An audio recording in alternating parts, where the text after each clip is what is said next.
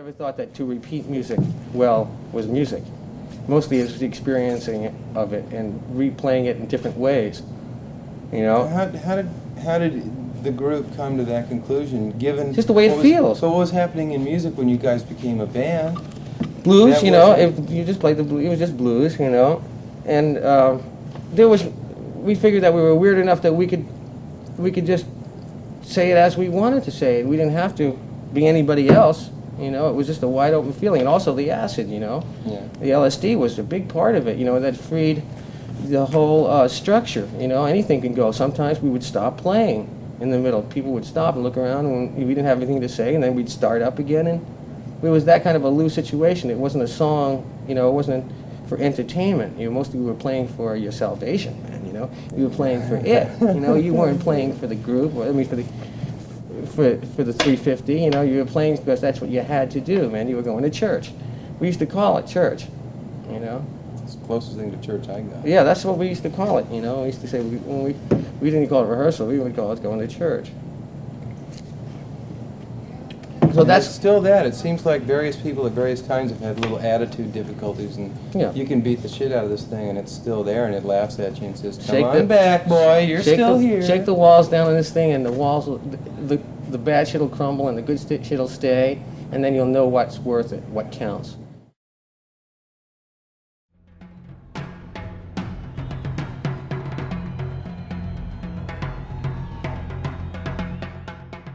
Fun is a big part of it, and we're serious at our fun. Yeah. We really are. Serious We've worked fun. serious fun, man. We've worked real hard at having serious fun. We really do. We're 24 hours a day. The Grateful Dead take up almost all my waking time, you know, my whole adult life. You know, I mean, the Grateful Dead is not just a rock and roll band. You know, so all that other music you consider to be preparation for this as well? Yeah, it's all dress rehearsal. You know, it's all preparing for this. I mean, this is my big get off. I really love this. You know, it's much more meaningful to me personally than other music. What did you do in the years you weren't playing with the band? I built a studio and I played my music and I found out what I sounded like. You know, and that's what I did. How could you stand not to play it for that long? Well, I could stand it because I wasn't comfortable on the road, and I wanted to find out what I sounded like without the ensemble. And in the Grateful Dead, it seems like it's the only place where you can actually just walk out of it and then just walk back in without having to say anything, with no, you know, ands, if, or buts, you know, excuses or anything. One day you leave, and then the next day, 2 years later, you show up, you know, and you play again. It's just like it was, and we sort of had a new birth, you know, that last day at Winterland. You know, Keith, he said he had never heard the Grateful Dead. You know, Keith and I had never played together. He came into the band when I left. So when I played the last night at Winterland, after it was all over, he said, man, I've been playing the Grateful Dead for 2 years, and I have never heard really the Grateful Dead. You know, I never heard it before tonight, and I was startled. You know, I sat back. I said, well, this is the Grateful Dead, and, you know, and now you know. He said, wow. I said, wow, this is the Grateful Dead, and he was going on and on. He said, let's empty the hall and play some more. But that surprised me as well, you know, but I knew. I didn't want to see my band go down without me playing that last night. Was it really figuring that it might not happen anymore? Oh, yeah, everybody thought it was being put to sleep, yeah. It was just too good to put to sleep. Everybody said, we can't put this to sleep. This is too good. I'm surprised that it was even considered, you know. Oh, no, it was really Like, strained. go away That was very strained then. It was really, at that point, you know. The music was getting really sophisticated, though. It was distorted. It really wasn't. It wasn't the way they wanted it. It wasn't getting together on a personal basis. The music wasn't. It really wasn't. Well, what happened in that? I mean, because some fantastic shit came out almost immediately after. Right. Well. Help on the Way. Blues for Olive. You see, you know, I came back again with Billy. Billy and I formed our association again, which is it's a very delicate situation that we have here. Yet it's as solid as a rock. You know, me and him love each other, but also we share. We have to give up a piece of it for the whole. Okay, and so you really have to love your brother, and you have to respect them, how they play, how they are personally, and something had gone down, which is of personal nature, that cleared the air, so we could get back together again. And was it some specific incident? yeah, there was something. Made you happy about each other again, or? Yeah, there was something that came in our way. I really can't go into it. Yeah. It's just too personal. But it was another party that came between us. Okay, that split us up. Another personality, and we read it wrong. It was read wrong for a while, and then the party wasn't there, and then we saw each other again. You know, and we know what we did. You know.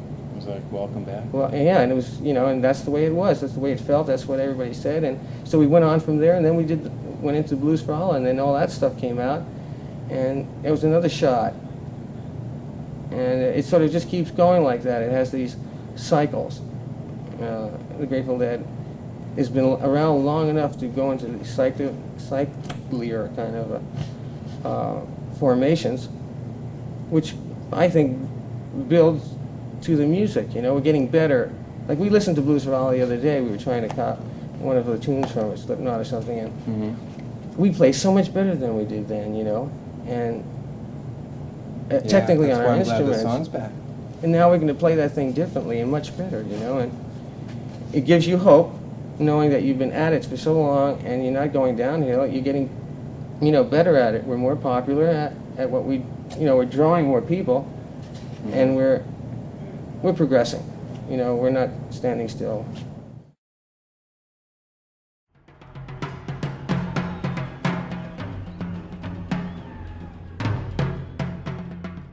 When these guys are out there playing, it's consciousnesses working together, and when the music is really happening, you don't stop and think about what you're going to play, because if you stop and think about the next note, it's gone, it's past you. Yeah. It's when it goes through everybody. And whether you're playing it or not, if you are there and the person that is playing it is aware of you being there, you're part of it, and if he's worried about you being there, what you're thinking, you're interrupting his consciousness, and you're keeping him from flowing with the other people's minds that are going on. So if somebody sees you with a worried look, that's going to distract them, so you take off? Not these guys, because they know that... We know the looks. Yeah. Yeah. It's not what it always looks like. Yeah. He could look so one way, but I know what's in his heart, you know, because we've been together that long. Yeah. Now, if somebody turns around and looks like they're glaring at you, then he knows. It's not like that. It's not what it is. What? I mean, I've never yelled at Ramrod in 15 years. I don't think I don't think I've ever raised my voice at him. You know, I mean, there's ever been any need to, you know, because he feels worse about messing up or not giving his all than I would. You know, I wouldn't have to even call him on it. And I've got a big crutch. I don't have to get out. Yeah. I'm on this side of that amplifier. You don't have to get out there and play. Well, I mean, I'm not the person who is in the spotlight and all these people out there looking at. If I think he takes it serious. If I think it's hard on me, what's it like for the guy standing out there in his gear cacks? If my cymbal is a half an inch off, I can break my knuckles. You know, cut it's the himself responsibility or whatever, you know. He has. If they hurt themselves, he feels bad if I break my knuckle. You can't play.